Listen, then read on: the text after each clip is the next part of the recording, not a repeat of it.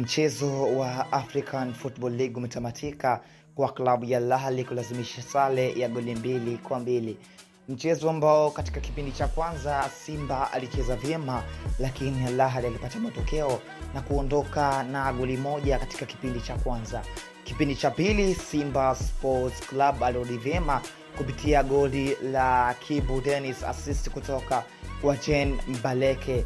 Kisha goli la pili la Simba lilifungwa na kiungo Sadio Kanute ambaye alichukua nafasi ya Mzamilo Yasin Sedemba. Mchezo mzuri wa African Football League ambao umefungua mashindano mapya ya African Football League.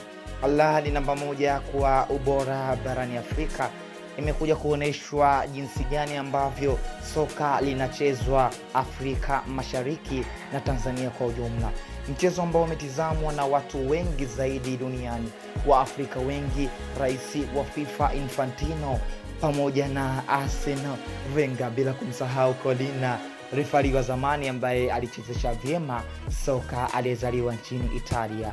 Mambo ni mengi, muda ni mchache. Acha tuwape kongole kwa klabu ya Simba iliyopata draw kwenye mchezo mkubwa ambao umetizamwa na watu wengi zaidi duniani. Hata hivyo, klabu ya Al Ahly inapata advantage kubwa ya kupata goli 2 ugenini, na siku ya Jumanne mchezo wa pili, yani mchezo wa nyumbani kwa Al Ahly utachezwa, na ndipo sasa ile faida ya goli 2 itakuwa inawanufaisha Al Ahly katika mchezo wake wa pili. Mchezo umetamatika. Kongole kwa Simba kwa kupata goli 2 na kongole kwa Al Ahly kupata goli 2.